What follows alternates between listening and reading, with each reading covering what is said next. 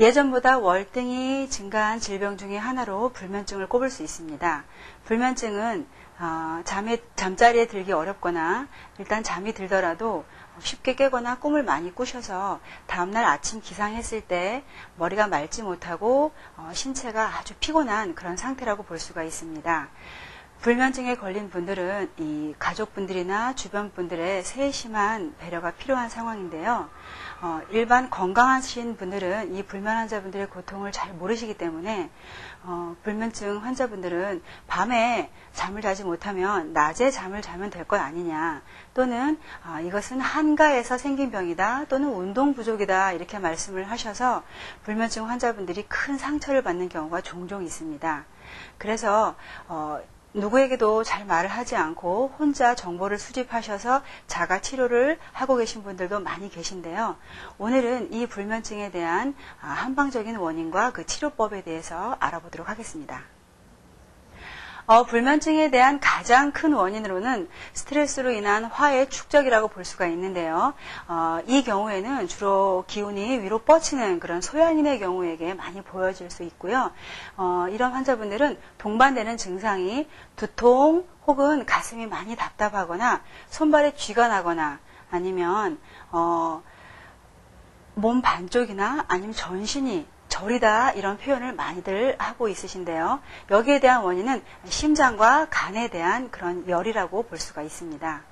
두 번째의 경우에는 생각을 많이 하시거나 아니면 머리를 많이 쓰시는 분들에게 나타나는 그런 불면증이 있는데요. 이 경우에는 세심하고 꼼꼼한 소음인형 환자분들에게 많이 보여지고, 동반되는 증상으로서는 소화 기능이 많이 저하되거나 아니면 심한 기억력 감퇴 혹은 우울증 환자에게서 많이 보여질 수가 있습니다.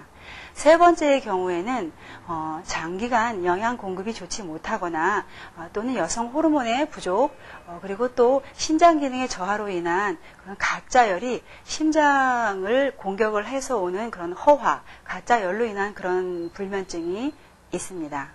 이 불면증에 대해서는 가장 중요한 것이 원인 파악이 가장 첫 번째입니다.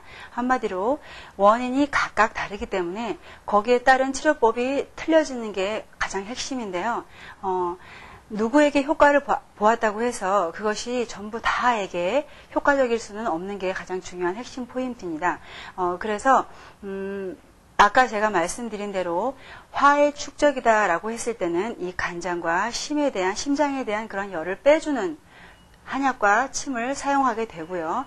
두 번째의 경우 심장과 비장의 기운이 빠진 경우에는 그 기능을 살려주고 올려주는 그런 치료법을 하게 되고, 세 번째로 말씀드린 가짜열, 허열이 심장을 공격했을 때는 열을 빼주면서 몸의 원기를 보충해주는 그런 이원적인 방법으로 치료를 하게 되어 있습니다.